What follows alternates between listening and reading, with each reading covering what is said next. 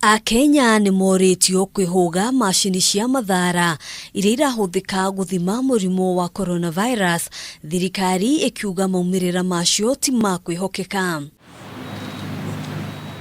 Akiaria hindi ya gikaro na andiki a mohoro, mwandiki mutafariri ministry-ini ya ugima wa mwiri Rashid Man augite ati ona gutuika imwe cia macini ici ni irahuthika gukurana mundu kuruhanite na murwaru wa coronavirus, maumirira ma ithimi ciacio matire na uma.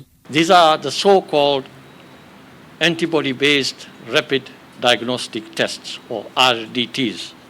And it is these RDTs that concern us, because these RDTs that have permeated the market and are being vended out there and are being presented as a test for diagnosis of COVID-19 is incorrect.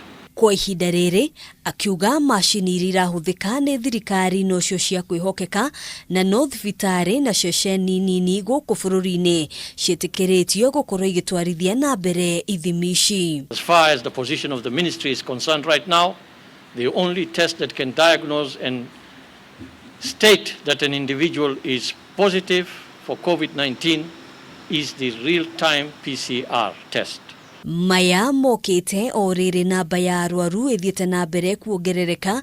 Umuthi bururi ukiandikithia arwaru 188 ino ariyo namba iria nene muno kuma riria murimu uyu waingirire guku bururi-ini. Positive cases now push our cumulative numbers to 4,044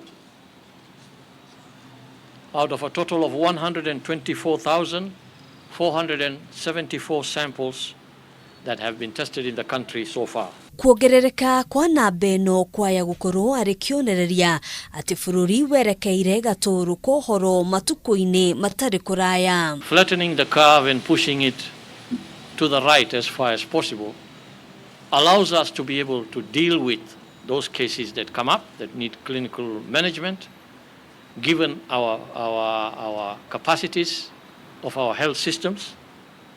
We need to manage that, and the way to manage that is through the containment measures that have been put in place. Gukinyiria riu kaunti 40 nicio ihutitio, kaunti ya Vihiga ariyo ya ica ikuhi. Nairobi has 111 cases, Mombasa 19, Kajiado 14, Meru 13, Kiambu 9, Busia 6, Nakuru 4, Machakos 3, Kwale, Kisumu, Garissa, Taita Taveta, and Vihiga counties 1 case each. Ona kuhanoro uguo igeria ria ruhonge rwa ugima wa mwiri thiini wa thi gukorwo rukigeria imwe cia dawa iria ingihuthika kuhurana na murimu uyu ni kuriukitie mwihoko makiria muno kuri aria mahatiriirio ni murimu uyu na njira nene.